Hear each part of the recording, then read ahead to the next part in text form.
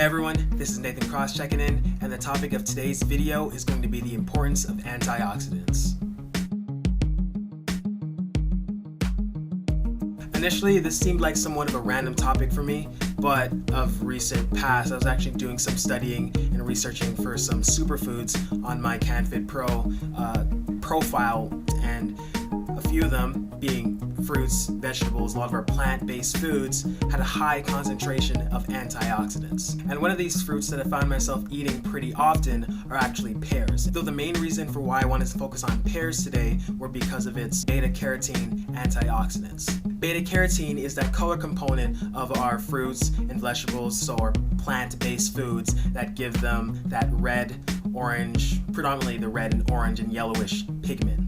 The second half of that, focusing on antioxidants, is where things naturally get a little bit more complicated. Antioxidants can come from a multitude of different places. They're made naturally within our bodies, but as it pertains to the ones that we actually consume, they come predominantly from a lot of the plant-based foods that we eat. So fruits, vegetables, even coffee, wine, even chocolate in many cases. But what exactly does it mean to be antioxidant? What is an antioxidant? Anti would just generally mean to be against something, to be combating or fighting against. Oxidant, an oxidizing agent, some type of substance or chemical that causes other elements or chemicals or substances to become more unstable. Specifically from a chemistry background, causing other substances or elements to lose their electrons.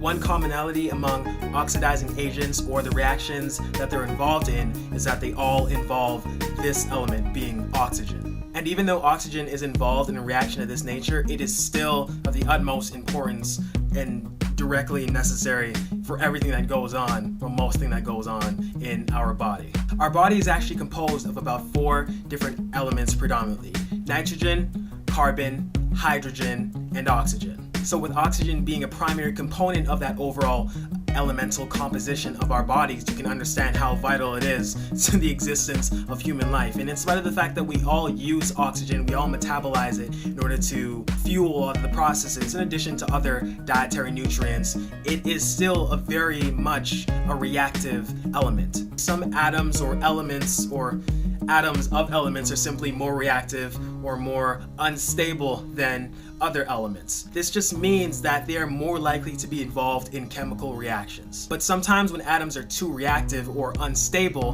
they can become part of potentially damaging molecules. They'll be more likely to be involved in chemical reactions, and they'll come together and to create what we call free radicals. And the free radicals that we're talking about right now are ones that predominantly involve oxygen, and we're going to call those reactive oxygen species. And these reactive oxygen species can cause some serious damage to the healthy cells in our body. So look, atomic level to the molecular level, now back up to the cellular level. So as for a quick recap for what we've gotten so far, we've got oxygen atoms plus substances, whether they be unbonded atoms from other elements or molecules that have already been formed, coming together to lead to damaging molecules. Break down this category of damaging molecules into free radicals. The type of free radicals we want to focus on are reactive oxygen species or substances. And these reactive oxygen species are what's going to be damaging for our healthy cells. Now at this point you're probably wondering, like, how does this relate to us on a fitness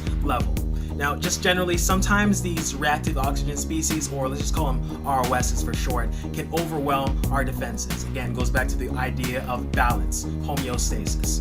To say that we're being overwhelmed by the level of reactive oxygen species, it means we're in a state of oxidative stress. To say that we're in a state of oxidative stress, it means that our body's capacity to detoxify, to combat these oxidants, isn't enough for the actual concentration of oxidants currently affecting our system. During physical activity, this concentration of oxidants actually goes up. Even after about 5 minutes or so, we can develop a level of oxidants, and we could actually experience some cell damage if our body isn't adequately equipped to handle this buildup. So if we have an adequate amount of antioxidants to help us to reduce the overall effect or damage from oxidative stress, it can help us to decrease our time it takes for our muscles to recover.